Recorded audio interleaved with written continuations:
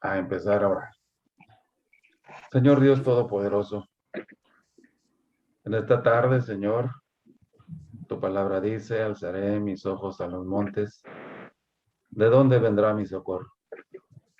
Mi socorro viene de Jehová, que hizo los cielos y la tierra, y que no daría nuestro pie al resbaladero, que guardarías, Padre poderoso, nuestras almas, que es lo más valioso que nos has dado.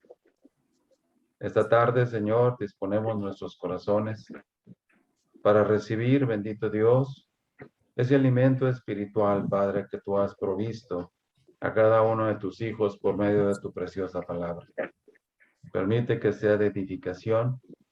Envíala viva, que regrese a ti, bendito Dios, con fruto para tu gloria. Guarda, Padre Santo, a nuestros enfermos, Padre, guarda a Adela, Señor, guarda a Arsenio, a Julio, al resto de nuestros hermanos que se pueden recuperar completamente, Padre, como esposa de Claudio, su niña, él mismo. Y danos de tu gracia, Dios. Estamos expuestos, pero Señor, te rogamos misericordia, Dios, para esta nación y para todas las naciones, Padre poderoso, porque esto no acaba de terminar. Cumple tu propósito, Señor, en las naciones, trayendo un arrepentimiento de la gente. Sabemos que no todos van a responder igual, pero tú en tu grande bondad, permite, Padre, que los presidentes puedan ser tocados, Padre, al ver tanta muerte, bendito Dios, muchas veces por malas decisiones de ellos, que influyen en miles, Padre, para mal. Te rogamos que tú nos bendigas grandemente en esta tarde, y es por Jesucristo, tu Hijo precioso, en quien te lo estamos pidiendo. Amén.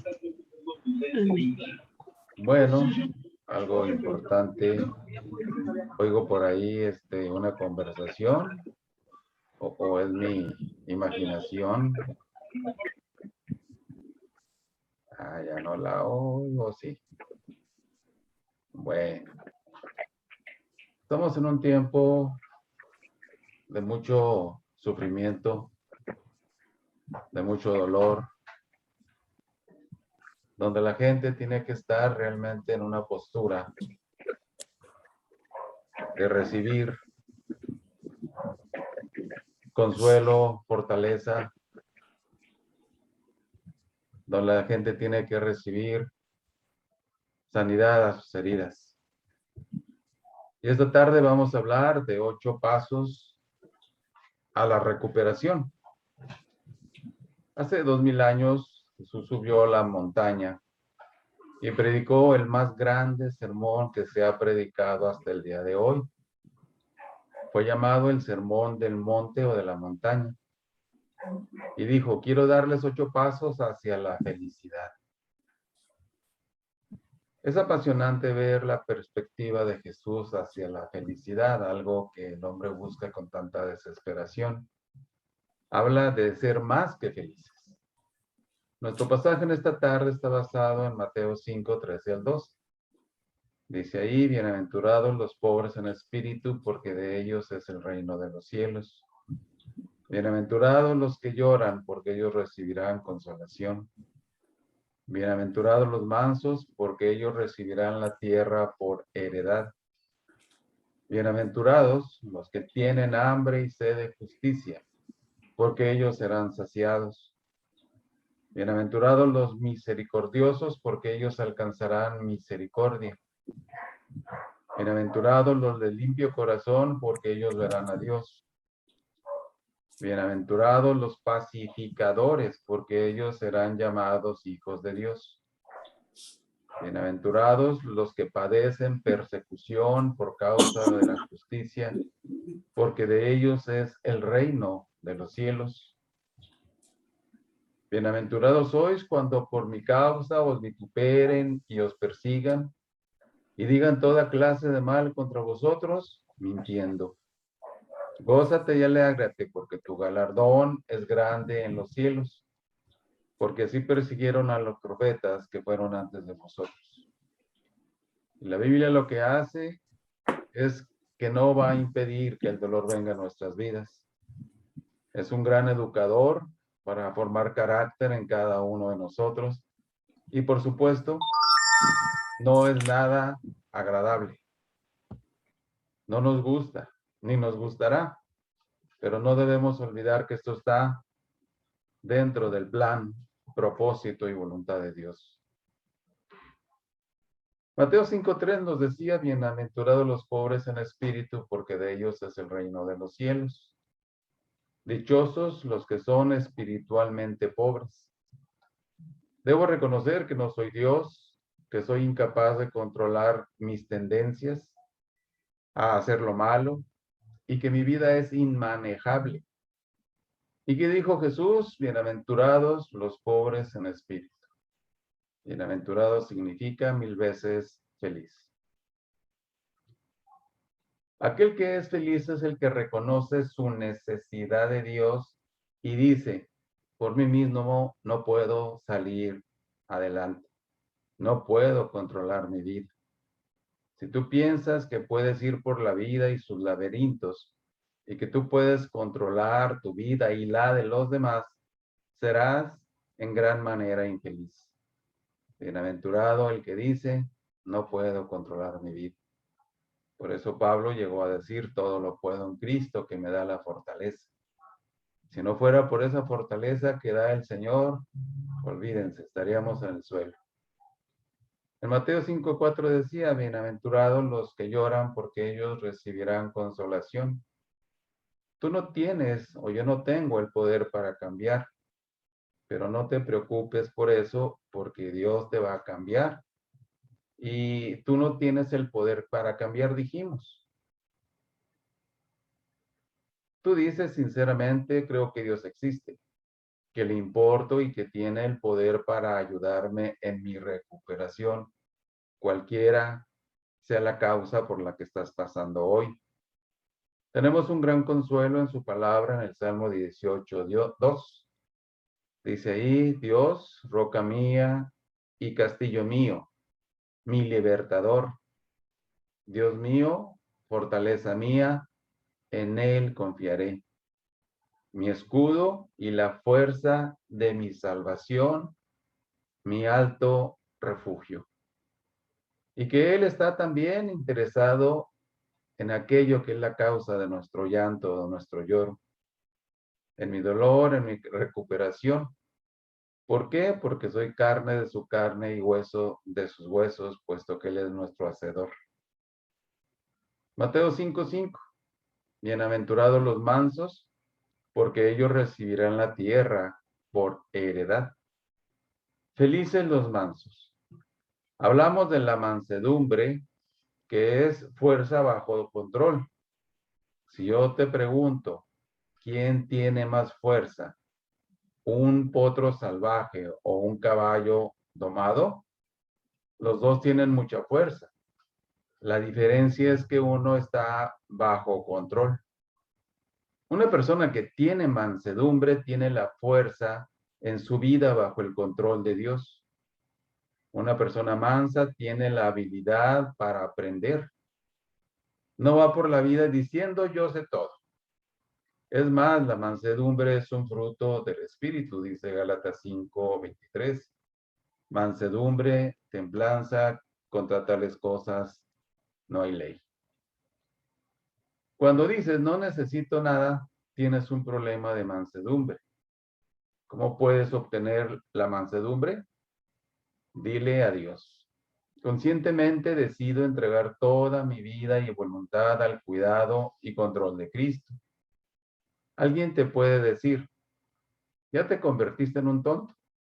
No, es fuerza bajo control. Manso es que dejas controlar a Dios tu vida. No por tus emociones, no por tus sentimientos, porque ellos varían todos los días y en cada momento. La mansedumbre también es dominio propio. Dice Timoteo 2:1-7, porque no nos ha dado Dios espíritu de cobardía, sino de poder, de amor y dominio propio. Este es el punto, dominio propio. Cuando tú le dices al Señor, aquí está mi vida, contrólala de una vez, te conviertes en una persona con mansedumbre. Mansedumbre es una habilidad para aprender. O sea, debemos estar entregando nuestras vidas de tiempo en tiempo. Decía posteriormente, bienaventurados los que tienen hambre y sed de justicia, porque ellos serán saciados. Abiertamente confieso mis faltas a mí mismo, Dios, y a los demás.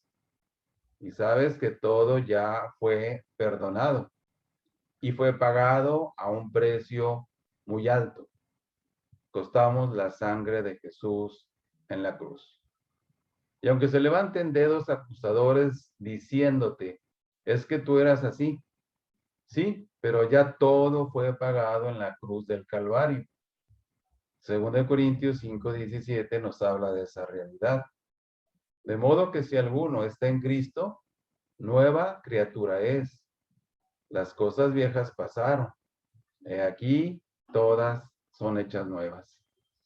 Necesitamos tener hambre por la palabra de Dios, como nos dice Pedro 2:2.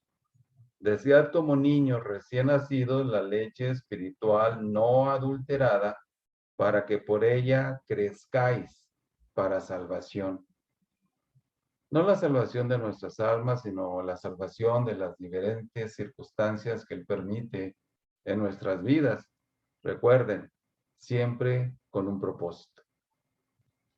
Y si no la tenemos, esa hambre, debemos pedirle a Dios que nos dé su gracia para ir y estudiar la palabra diariamente. Filipenses 2:13 nos dice algo importante.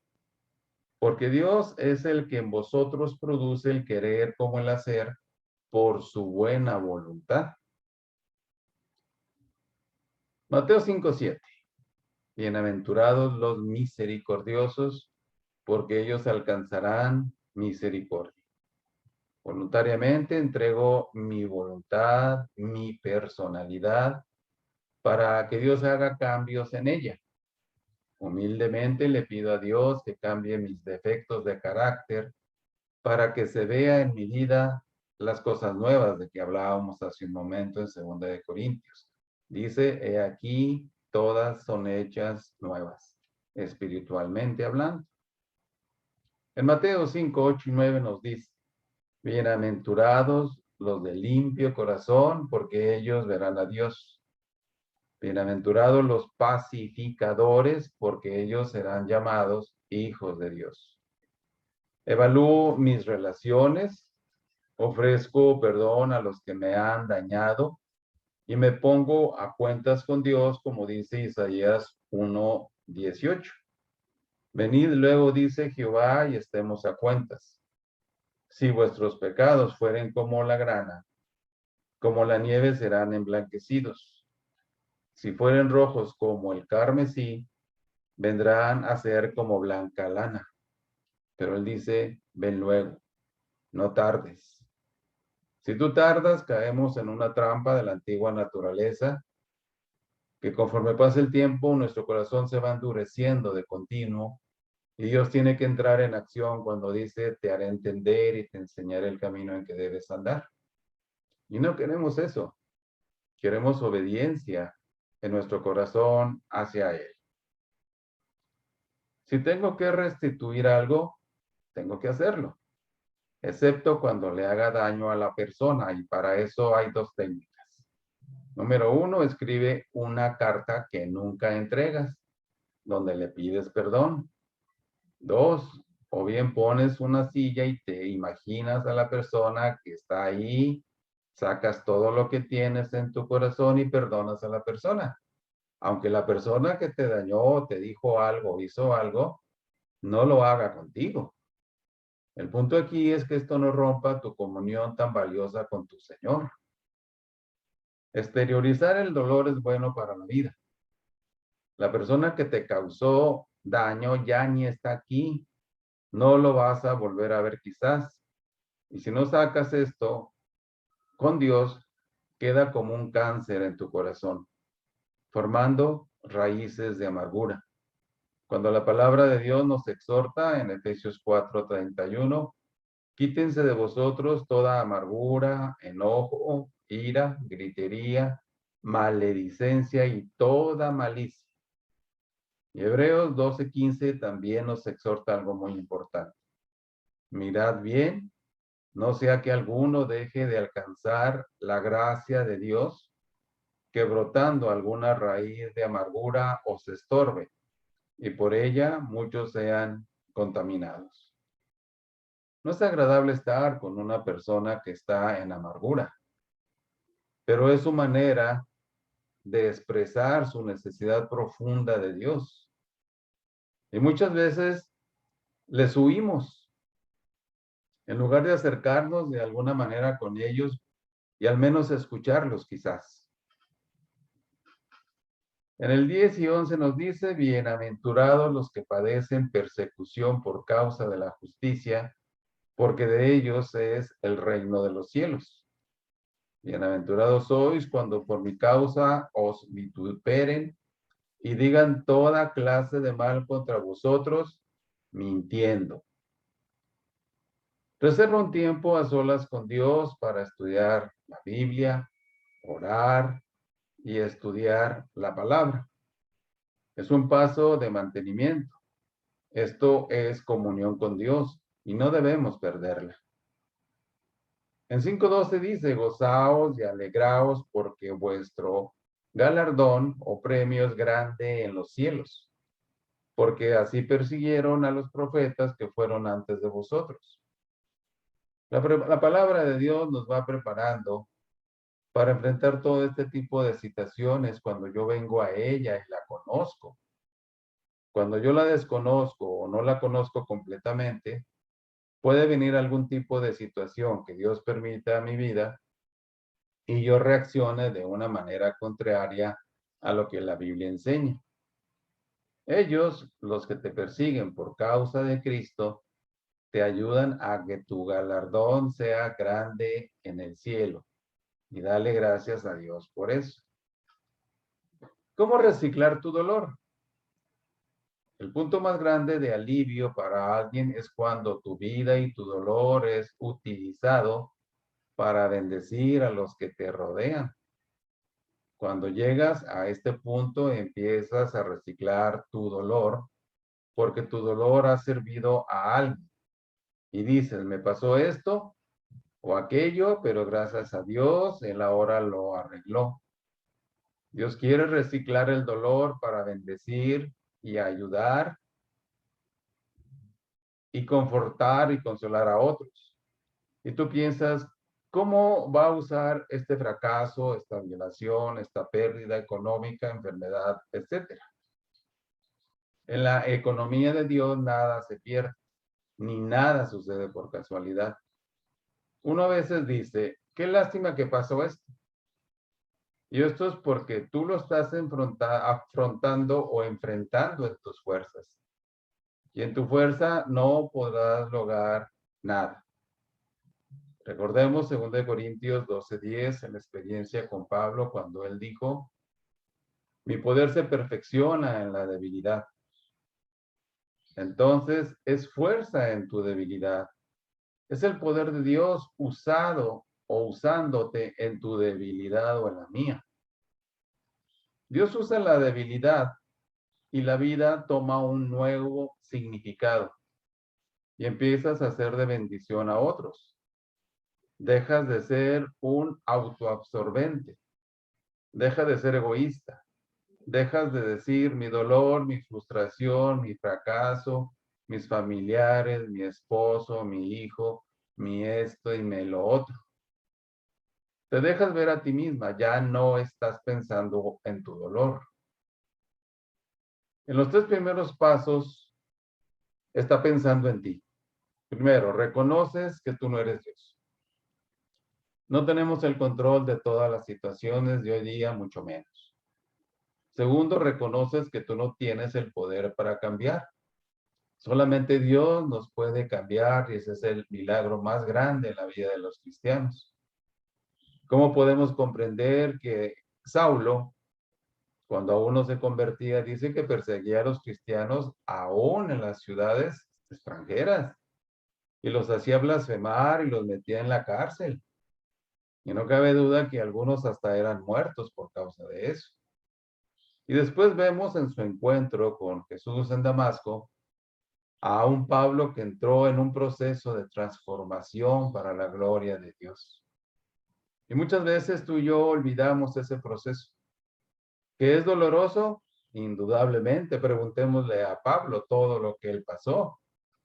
Que le mordió una serpiente, que tuvo varios naufragios, que el rey de Damasco lo quiso matar y muchas cosas más. Pero él no se sorprendió de esto.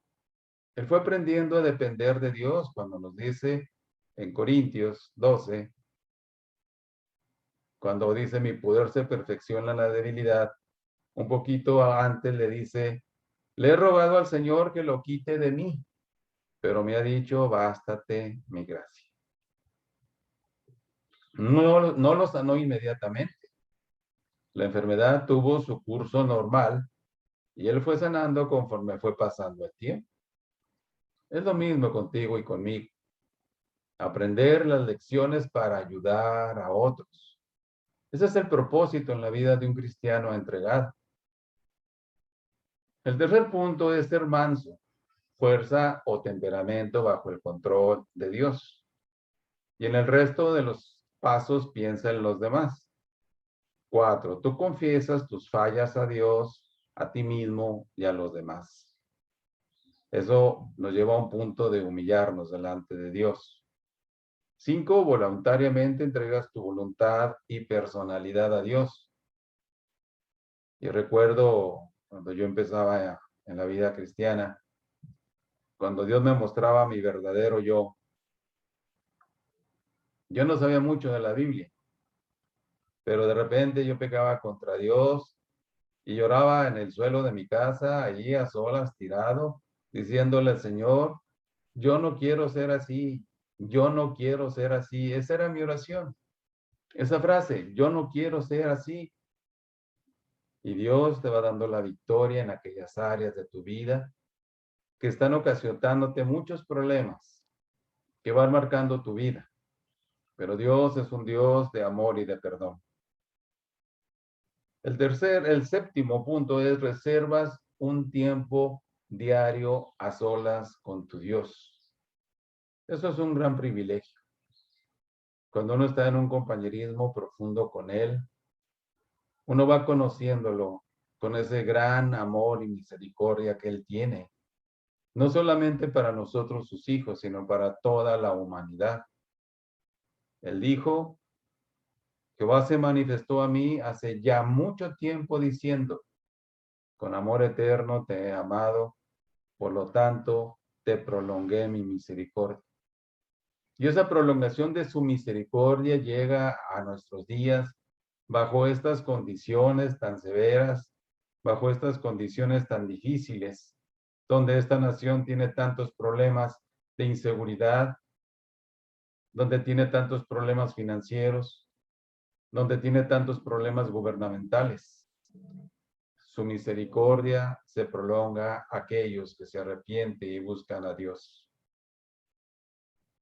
8. Los que te persiguen por causa de Cristo ayudan a que tu galardón sea grande en el cielo. A ninguno de nosotros nos agrada que nos dijeran groserías, ¿no? Cuando les hablábamos de Cristo. Y menos si eran conocidos o quizás compañeros de escuela en aquellos tiempos. Pero cuando tú vas leyendo la palabra, ellos te estaban ayudando, como dice aquí en Mateo. Y uno no alcanzaba a comprender esa lección. Hasta cuando pasa y vienes a la palabra y te encuentras los porqués de las cosas. 4 pasos de por qué Dios permite que pasen cosas en nuestra vida. Y no está diciendo ahí cosas buenas o malas, ambas. ¿Por qué le pasan cosas buenas a gente mala y cosas malas a la gente buena? La Biblia está llena de ejemplos. Por ejemplo, José. José el soñador, le decían sus hermanos. Primero, Dios me ha dado un libre albedrío, o sea, capacidad para tomar mis decisiones. Nosotros somos hechos a la semejanza de Dios, nos dice Génesis 5:2. Varón y hembra los creó y los bendijo y llamó el nombre de ellos Adán el día en que fueron creados. Pero también los hizo a su imagen, dice Génesis 5:1. Este es el libro de las generaciones de Adán, el día en que creó Dios al hombre, a semejanza de Dios lo hizo. Imagínense, a la imagen de Dios. ¿Qué es lo que ha distorsionado tanto esa imagen de cada uno de nosotros o de los que están en el mundo? El pecado.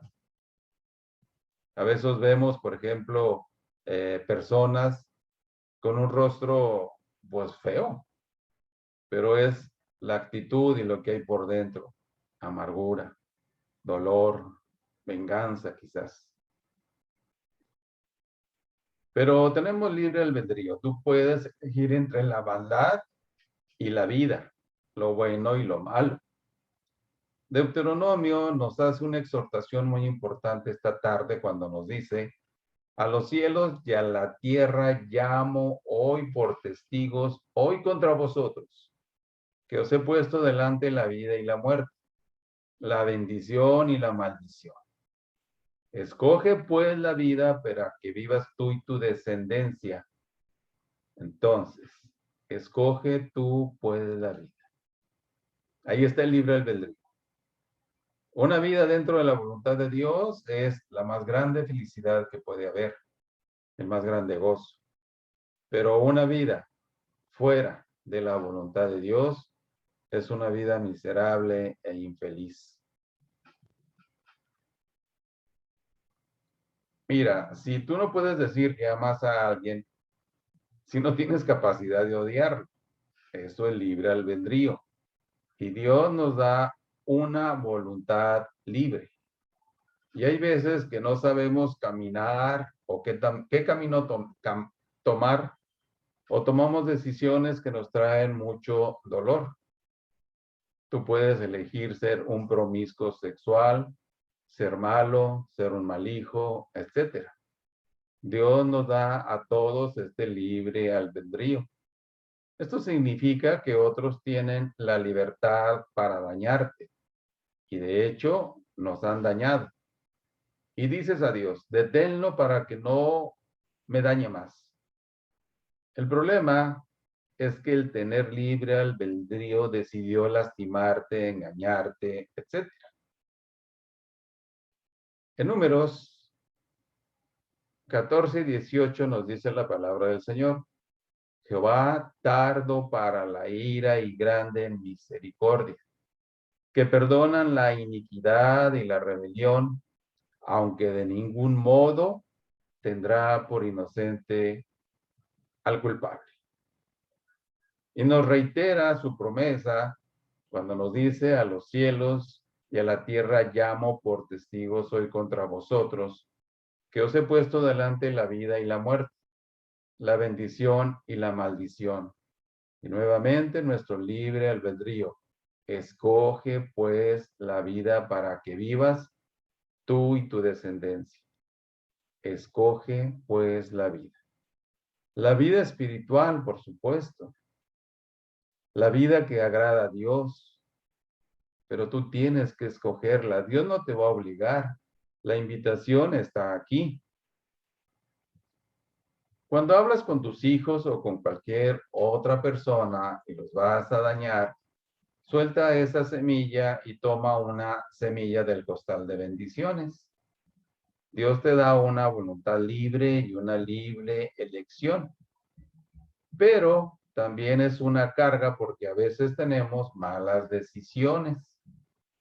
Dios dice: no me gustaría que tuvieras ese dolor, pero si elegimos mal, nosotros cargamos con las consecuencias. Esto es lo que los que te rodean te pueden dañar, porque Dios les dio también la libertad para elegir y eligen mal, desgraciadamente. Pero tú también los puedes dañar a ellos de diferentes maneras. Entonces podamos orar de la siguiente manera. Cuida a las personas que me rodean de que yo no les haga ningún mal y viceversa. Esa es la manera, perdonar. Y cuando uno perdona, uno tiene la oportunidad de ser liberado. Cuando no perdonamos, estamos como en una cárcel con nosotros mismos, donde no podemos salir si no perdonamos. El Señor Jesús, ante aquella muchedumbre que estaba gritando frenética, crucificadle, crucificadle, el Señor en todo momento estuvo diciendo, Padre, perdónalos porque no saben lo que hacen. Es exactamente lo mismo el día de hoy. Muchas personas no saben lo que hacen, aunque sí lo saben. Lo que no saben es la consecuencia de sus actos. Y la consecuencia final, indudablemente, es el infierno. Y muchas personas están en ese peligro, pero las palabras del Señor dichas aquel día en la cruz tienen vigencia el día de hoy. Padre, perdónalos, no saben lo que hacen.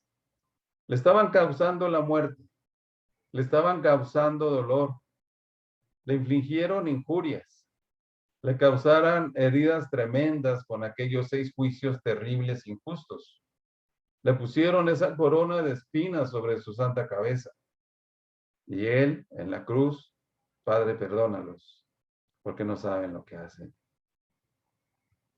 Esa muchedumbre que estaba en ese momento, al pie de la cruz, gritando, Padre, perdónalos porque no saben lo que hacen, escucharon lo que Jesús dijo. Mas, sin embargo, esto no afectó sus mentes, sus corazones que estaban endurecidos.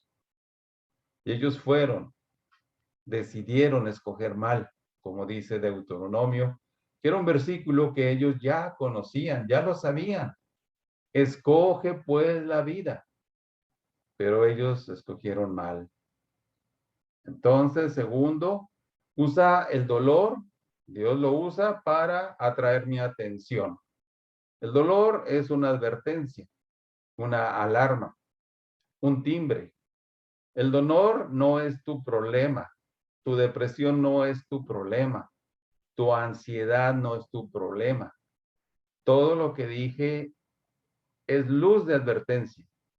Por ejemplo, si tienes miedo, si tú tienes miedo, el problema no es el miedo, sino es un síntoma de lo que está dentro de ti.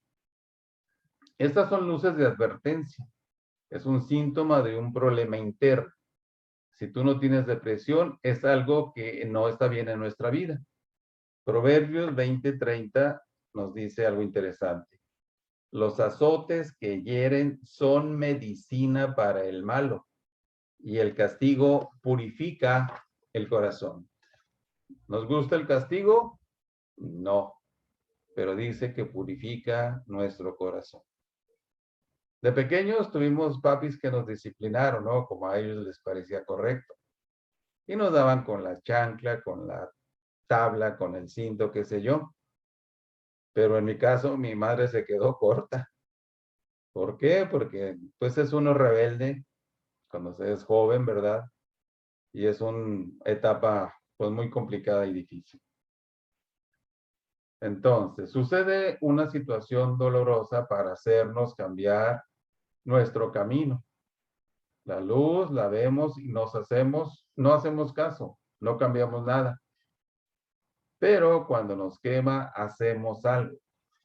Proverbios 27:6 dice, fieles son las heridas del que ama, pero importunos los besos del que aborrece. Sucede una situación dolorosa, dijimos, para cambiar nuestros caminos. Por ejemplo, Jonás se fue por un lado diferente al que Dios le había dicho. Jonás 1:1-3. Vino palabra de Jehová a Jonás, hijo de Amitai, diciendo, levántate y ve a Nínive, aquella gran ciudad, y pregona contra ella, porque ha subido su maldad delante de mí. Y Jonás se levantó para huir de la presencia de Jehová a Tarsis, y pagando su pasaje entró en ella para irse con ellos a Tarsis, lejos de la presencia de Jehová. Jonás La maldad de esta terrible ciudad ha subido ante mí. Ve allá. Pero él hizo todo lo contrario. Estaba en su derecho de elegir, aunque eligió mal. ¿Y qué es lo que sucedió como consecuencia? Dice que se fue lejos de la presencia de Jehová. Lo más valioso que tú y yo podemos perder es nuestra comunión preciosa con aquel que dio su vida por nuestros pecados. Él se alejó. Él conocía los salmos. ¿A dónde me oiré de tu espíritu? ¿Y a dónde huiré de tu presencia? Si me fuera al fondo del mar, ahí estás tú. Si me fuera a los cielos, ahí estás tú. ¿Cómo podemos escabullirnos delante de su presencia? Él se perdió la bendición. Dice que vino un gran pez y que se tragó a Jonás. Y dice que cuando había toda esperanza, nos dice Jonás 2, del 1 al 7. Entonces oró Jonás a Jehová, su Dios, desde el vientre del pez y dijo, invoqué en mi angustia y él me oyó. Pero, ¿qué necesidad, Jonás? Elegiste mal. Bueno, Dios en su misericordia y gracia permitió esta experiencia dolorosa y muy fuerte a su vida. Dice, invoqué en mi angustia a Jehová y él me oyó. Desde el seno del Seol clamé y mi voz oíste. Me echaste a lo profundo en medio de los mares y me rodeó la corriente. Todas tus ondas y tus olas pasaron sobre mí. Entonces dije, desechado soy de delante de tus ojos, mas aún veré tu santo templo. Las aguas me rodearon hasta el alma, rodeóme el abismo, el alga se enredó a mi cabeza. Descendí a los cimientos de los montes, la tierra echó sus cerrojos sobre mí para siempre. Mas tú sacaste mi vida de la sepultura. Oh Jehová, Dios mío, cuando mi alma desfallecía en mí, me acordé de Jehová y mi oración llegó hasta ti en tu santo templo. Él pudo haberse evitado todo esto, mas sin embargo, eligió mal. Jonás sabía, como tú y yo sabemos ahora, mira que he puesto delante de ti la bendición y la maldición. Escoge tú. ¿Qué es lo que tú quieres para el resto de tu vida? Quizás nos quedan pocos días para estar aquí y nosotros nunca pensamos en eso. Decimos, no, a mí me gustaría durar como hasta los 85, 90 años. Pues qué bueno fuera, si así fuera. Pero aquí es la voluntad de Dios, no es mi decisión al respecto. Aquí Jonás dice, volví mis pensamientos al Señor. Este es un gran versículo porque Dios usa el dolor para llamar nuestra atención. Y vaya que llamó la atención de Jonás. Tercero, para enseñarme a depender de Él, lo permite el dolor. En 2 Corintios 1, 8 al 10, Pablo nos dice por su propia experiencia, porque hermanos, no queremos que ignoréis acerca de nuestra tribulación que nos sobrevino en Asia, pues fuimos abrumados sobremanera más allá de nuestras fuerzas, de tal modo que aún perdimos la esperanza de conservar la vida. Pero tuvimos en nosotros mismos sentencia de muerte para que no confiásemos en nosotros mismos, sino en Dios que resucita a los muertos, el cual nos libró y nos libra, y en quien esperamos que aún nos librará de tan gran muerte. Nos vemos incapaces, pero esto era para no confiar en nosotros mismos. Tú sabes que Dios es todo lo que tú necesitas hasta que te das cuenta que Él es todo lo que tú tienes. Él es todo lo que necesitas en cualquier problema. Tú no puedes resolverlo si no lo pones bajo la perspectiva de Dios. El Salmo 119:10 dice algo precioso. Con todo mi corazón te he buscado. No dejes desviarme de tus mandamientos. Así como David buscaba al Señor después de tantos errores que él cometió, así tú y yo tenemos que buscarlo de todo nuestro corazón para no desviarnos de sus mandamientos. Desviarnos de sus mandamientos es algo muy fácil. Apartamos nuestros ojos como Pedro lo hizo cuando los puso en los grandes vientos, en la tormenta, en el mar embravecido, y él empezó a hundirse. Él iba bastante bien cuando iba mirando única y exclusivamente a Jesús sobre el mar. Pero es la tendencia de nosotros a pecar con tanta facilidad y poner nuestros ojos en tantas cosas que este mundo falso nos ofrece. Entonces, dijimos, fue lo mejor que me pudo haber sucedido. Tú dices, a través de David, Él es todo lo que necesito. Con mi corazón, con todo mi corazón, te he buscado. Es una búsqueda que tú y yo necesitamos iniciar el día de hoy con toda sinceridad.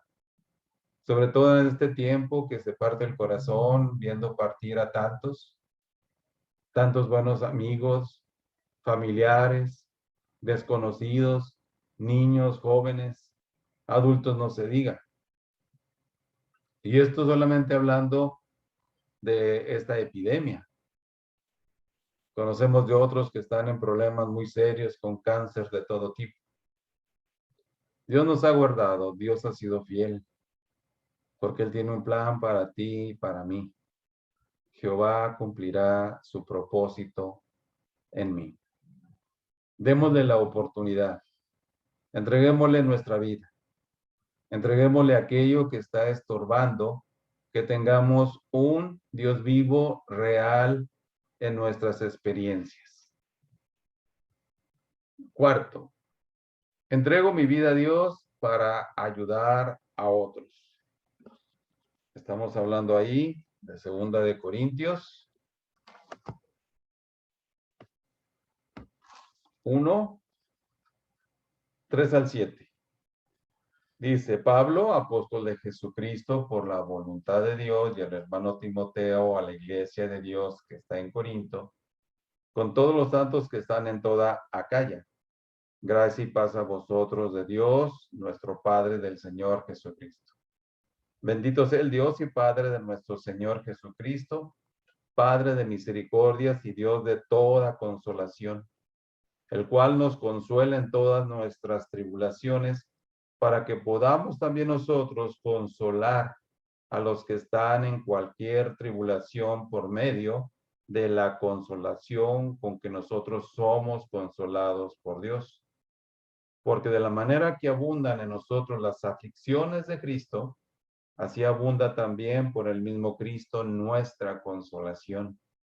Pero si somos atribulados es para vuestra consolación y salvación, o si somos consolados es para vuestra consolación y salvación, el cual o la cual se opera en el sufrir las mismas aflicciones que nosotros también padecemos.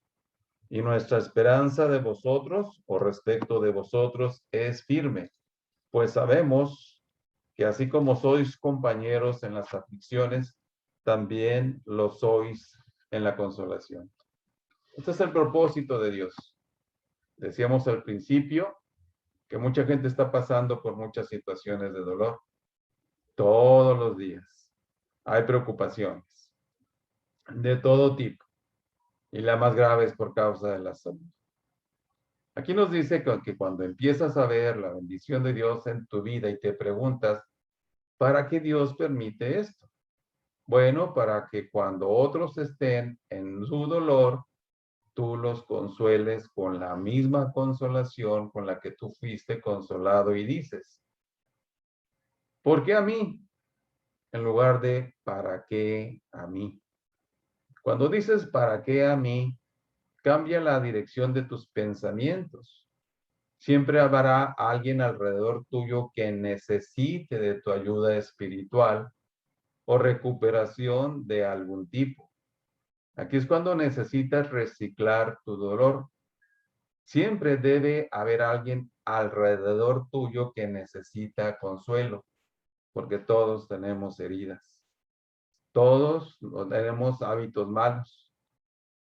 Ustedes recordarán la última plaga allá en Egipto, cuando todos los primogénitos de Egipto fueron muertos.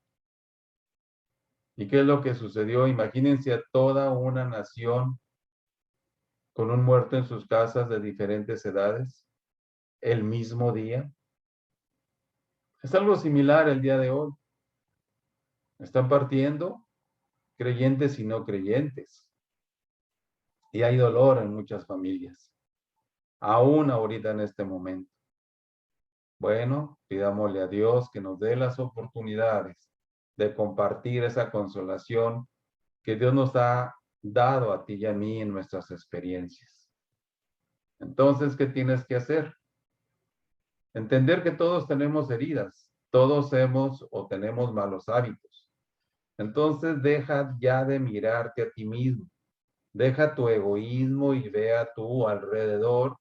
Y como dice Primera de Pedro 4:3, baste ya el tiempo pasado para haber hecho lo que agrada a los gentiles, andando en laxivias, concupiscencias, embragueces, orgías,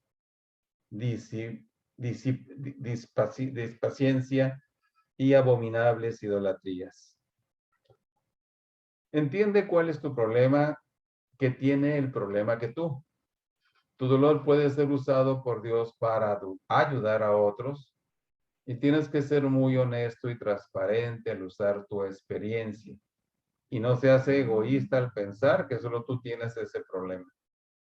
A veces piensas que solo tú tienes ese problema y tú puedes encontrarte en el mundo a alguien con el mismo dolor que tú o aún peor y lo puede usar o lo puedes usar para ayudar a otros.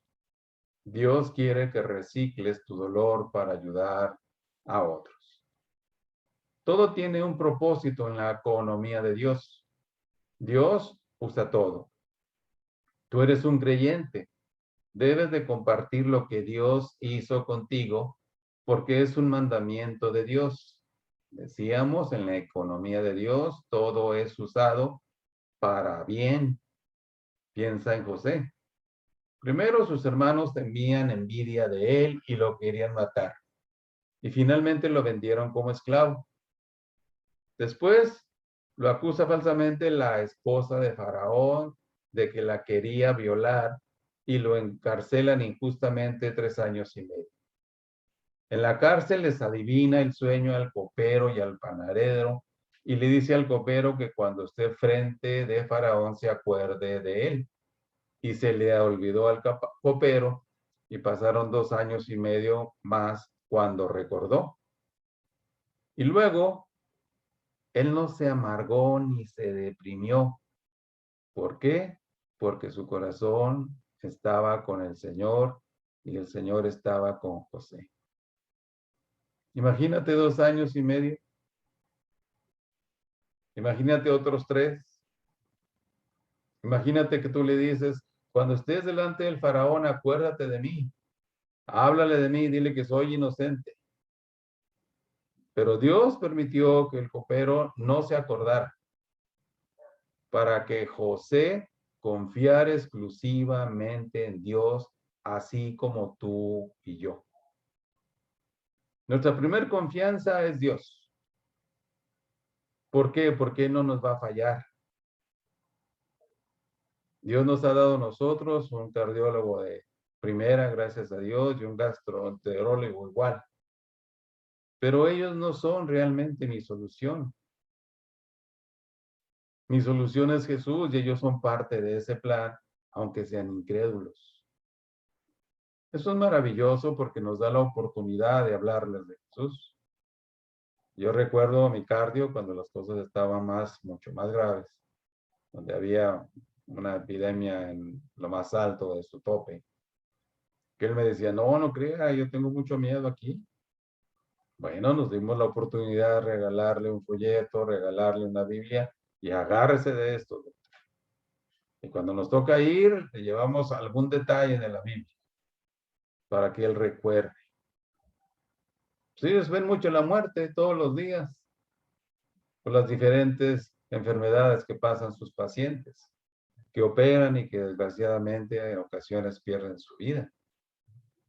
Y muchas veces eso los hace un poquito insensibles a la muerte porque para ellos es muy normal. Y sí, es normal, pero no en esas condiciones. O sea, ese es el punto aquí. Bueno, decíamos de José. Y luego vemos a José diciéndoles a sus hermanos al paso del tiempo, Génesis 50:20. Vosotros pensasteis mal contra mí, mas Dios lo encaminó a bien para hacer lo que vemos hoy, para mantener en vida a mucho pueblo. No vemos aquí a un José resentido, amargado, vengativo. Ah, ahora va la mía. ¿Cuándo se iban a imaginar sus hermanos que iba a ser el segundo de Faraón? Y ellos tuvieron temor. Sus conciencias les acusaban en ese momento. Mas, sin embargo, dice que él lloró por ver la condición de sus hermanos. Y debió haber sido muy duro, ¿no? Cuando tú piensas que tus hermanos, en este caso los de él, intentaron matarlo. Y el mayor Rubén impidió que lo hiciera. Lo echaron a una cisterna en la cual no tenía agua y finalmente lo vendieron a los madianitas, una caravana que pasaba por ahí como esclavo, cuando era el preferido de su padre y que estaba mal. Pero el punto que vemos aquí es la mano providencial de Dios en todas sus circunstancias, así como tú, así como yo. Dios nunca desperdicia una herida. Si tú sí puedes desperdiciarla cuando no las compartes. Pablo nos dice ahí en primera de Pedro 3:15 algo muy importante. Sino santificad a Dios el Señor en vuestros corazones, para presentar defensa con mansedumbre y reverencia ante todo aquel que os demande razón de la esperanza que hay en vosotros. Siempre están listos para dar una respuesta. Tú necesitas dar una respuesta a la gente. Dile cómo Dios te sacó de ese dolor. Anota en una hoja tus experiencias por cada experiencia o dolor que hayas causado o te causaron y anota qué aprendiste y cómo Dios te ha ayudado. Si estás listo para compartir a otros tu experiencia, Dios te va a usar sin ninguna duda. Es un mandato de Dios el que quiere que compartamos nuestra historia, nuestro testimonio. 3 sugerencias para compartir tu historia rápidamente. Primero, sé humilde. Un mendigo le dice a otro mendigo dónde encontró pan. No, es el panadero diciéndole a todos los hambrientos dónde encontrarán pan. Sé lo suficiente humilde. Segundo, sé realista, sea honesto con respecto a tus heridas y tus fallas. Tú ayudas a otros cuando compartes tu historia. Y tercero, no des un sermón, solo comparte tu historia. 4 pasos de acción. Primero, si has comprometido, o más bien, si no has comprometido tu vida a Jesucristo, ¿qué esperas? Si no lo haces, estás perdido y hoy es el día de entregarle tu vida a Dios con toda sinceridad y arrepentimiento. Número 2, escribe tu historia, tu testimonio de qué ha hecho Dios en tu vida y escribe lo bueno y lo malo y lo feo y escribe qué ha hecho Dios contigo. Tercero, comprométete a estudiar diariamente la palabra del Señor. Siguiente, pídele a Dios que te dé a alguien con quien puedas compartir tu historia, tu testimonio. El mundo está lleno de gente que necesita el testimonio de los creyentes entregados para compartir las buenas nuevas de lo que Dios ha hecho en tu vida y cómo Él hizo la diferencia. Deja de estar teniendo conmiseración de ti mismo y levanta tu vida a Dios porque hay otros peores o en peores condiciones o circunstancias. Recuerda a José. Hechos 20:24 dice, pero de ninguna cosa hago caso ni estimo preciosa mi vida para mí mismo, con tal que acabe mi carrera con gozo y el ministerio que recibí del Señor Jesús para dar testimonio del Evangelio de la gracia de Dios. ¿Cuál es la tarea? Contar a otros. No hay mayor ayuda que muestres a otros la salvación por medio de Jesús y su sacrificio. Y más hoy, donde miles están muriendo a nivel internacional. Entonces, decimos en Hechos 5:29, donde Pedro nos dice, la vida no vale nada si no hago lo que Dios me asignó. Respondiendo Pedro y los apóstoles dijeron, es necesario obedecer a Dios antes que a los hombres. Y bueno, aquí concluye nuestro estudio. Muchas gracias por su